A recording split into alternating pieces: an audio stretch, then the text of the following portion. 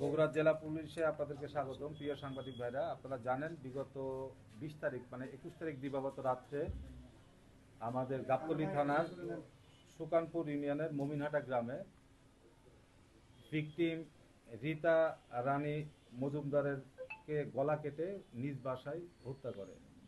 এই হত্যাকাণ্ড সংঘটিত হওয়ার পরেই আমাদের যে প্রাইম কাজ, আমরা এটা মানে তাৎক্ষণিকভাবে আমরা এটা রেসপন্স করি। তো এটা আসলে দুইজন হাজব্যান্ড ওয়াইফ এক তার নিজেদের বাসায় নিজেদের বাড়িতে দুইজন দুই রুমে থাকতেন। তো ওয়াইফের ঘরে কেউ একজন রাত্রেবেলা বাসার মধ্যে যেয়ে ওনার ঘরের ওয়াল ঘরে লুকায় ছিল। তো যে আসামি লুকায় ছিল সে তার রাত্রে 12টা থেকে 12টা 10 আনুমানিক এরকম টাইমে ঘরের দরজায় নক করে। তো ওয়াইফ আসলে নিজের যে গরু ছিল বাসায় 5টা গরু, এটাও দেখাশোনা করতো এবং মাঝরাত্রে উঠতো, কারণ তার স্বামী আসলে একটু শারীরিকভাবে অসুস্থতা থাকার কারণে পার্শ্ববর্তী রুমে থাকতেন।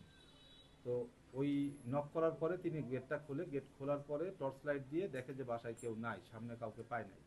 এই ফাঁকে দুইজন যে আসামি, এই দুইজন ঘরের মধ্যে প্রবেশ করে ঘরের মধ্যে ঢুকে তাকে, তার ঘরে কিছু নাকি সম্পত্তি ছিল, সম্পত্তি বলতে টাকা ছিল, জমি বেচা টাকা, যেটা গত ঈদের সময়, রোজার ঈদের সময় আনুমানিক 7 লক্ষ টাকা। এটা তার হাজব্যান্ডের যে বক্তব্য।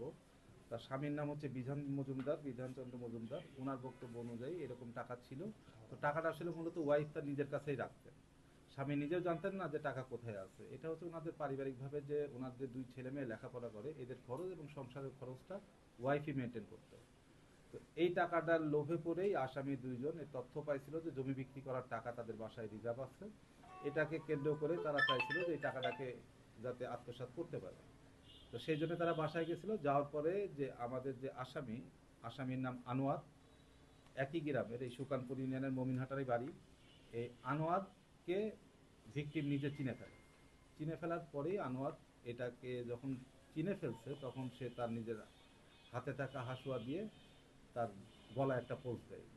তো এর পরিপ্রেক্ষিতে পার্শ্ববর্তী রুম থেকে যখন তার হাজব্যান্ড টের পাইছে, চিৎকার চেঁচামেচি শুনছে, ওয়াইফের চেঁচামেচি শোনার পরে সে একটু সময় নিচ্ছে, অনেক মাঝরাত। তো তারপরে সে আরও 2-3 মিনিট অপেক্ষা করে তারপরে এসে যখন ওয়াইফের রুমে এসে নক করছে, করে দেখে যে ওয়াইফ ফ্লোরে পড়ে আছে, গলা কাটা। উনি ডাক চিৎকার দিলে পার্শ্ববর্তী লোকজন যারা আছে, প্রতিবেশী, তারা এসে তাকে রিকভারি করে। পরবর্তীতে সে মারা যায়। তো আসলে আমরা এটা আমাদের ম্যানুয়াল যে সোর্স এবং আমাদের লোকাল সোর্স সহ আমরা ওই দিন থেকে আমাদের ডিবির টিম, আমাদের থানার টিম সবাই মিলে ওই জায়গাটায় কাজ করছি।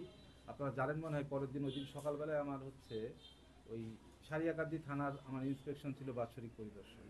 তা আমি আসলে যখনই এই ঘটনা শুনছি, আমি সকালবেলা ভোরবেলায় রওনা দিয়ে চলে গেছি। তা আমরা ওখানে পিওটিও ভিজিট করে পরবর্তীতে